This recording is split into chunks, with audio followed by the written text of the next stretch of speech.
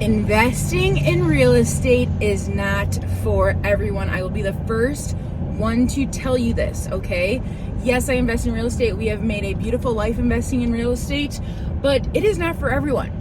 Welcome to another episode of Dashboard Discussions with SK and Ren, your real estate friends, where we come live and talk to you about all the things in our life: marriage, growing a family, investing in real estate, selling real estate, home loans, investing in short-term rentals, boarding horses, all of the things. We just talk, and you're here to listen. So today we are talking about how investing in real estate is not for everyone, specifically investing in fix and flip properties. I think that people greatly underestimate fix and flip properties, and they just hear about like all the profit and all the money that people make fixing and flipping properties. And coming from someone who's flipped over 20 houses in the past 8 or so years, I can tell you that there are some houses where yes, I made a lot of money, and there are other houses where I didn't make any money. So the success stories that you're hearing and reading about are not always consistent when it comes to investing in fix and flip properties. And what we wanted to talk about today is some common pitfalls and things that people underestimate when it comes to fix and flipping properties. Honey? Yeah, the first one definitely has to do with underestimating the amount of time and money that it will take to fix a project. You might have to talk a little louder. I think that, sometimes people might go through a house and underestimate the amount of small, tiny things that need work. And those both take time and effort, money. The little things add up. And they add up. And still today, we just bought a house 7 days ago. There are little things that we did not account for that in the big picture do take money. I'll just mention a few little things.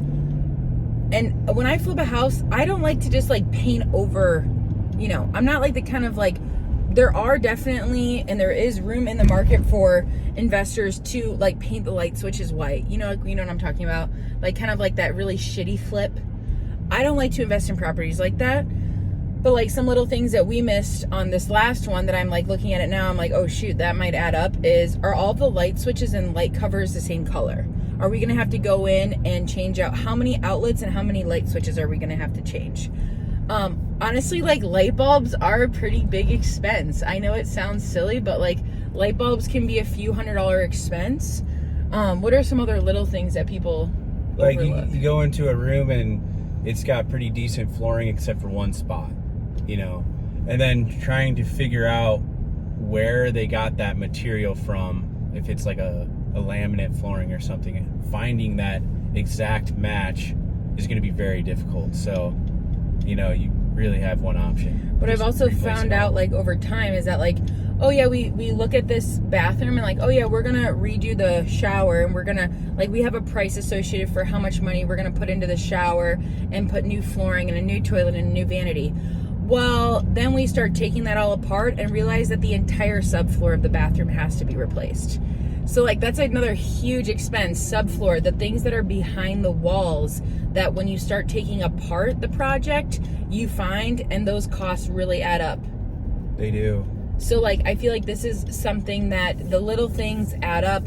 And then also I wanted to add, like, the reason why I don't think investing in real estate is for a lot of people, I'm kind of talking about this like do-it-yourself guy, the guy that thinks that he can do all of the projects. Yeah, because that's going to take up a ton of time.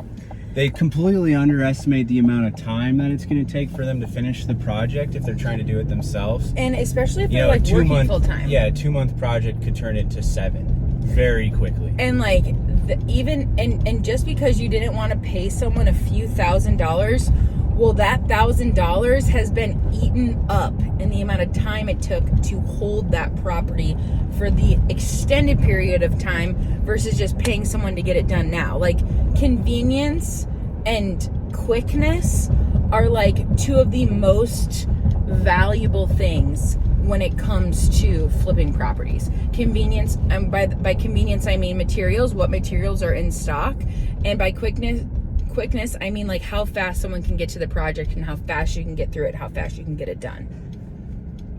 Yeah, lastly, I think sometimes beginning investors will overestimate the value of the property as well.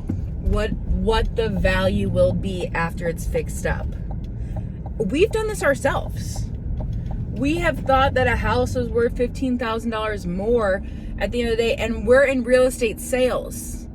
But the market will speak to you. And when the market speaks to you, you're a fool if you don't listen. And you're a fool if you don't make adjustments to your price right away. Because again, the holding cost, again, a dollar amount that young investors or new investors do not take into consideration. Also, another holding cost is the utilities. You're going to need your utilities on as you're renovating that property. You know, that's $300, $400 a month. So all of these costs start to add up, but you were saying what the value is after. Yeah, the after repair value, I think, can sometimes get inflated when you're looking at a project in the beginning. If you want to know our full list of reasons why investing in real estate, especially fix and flips, is not for everyone, we have a much bigger list than this, and we would love to share it with you. Thanks for joining in for this quick episode of Dashboard Discussions, where we talked about why investing in real estate, specifically fix and flips, is not for everybody.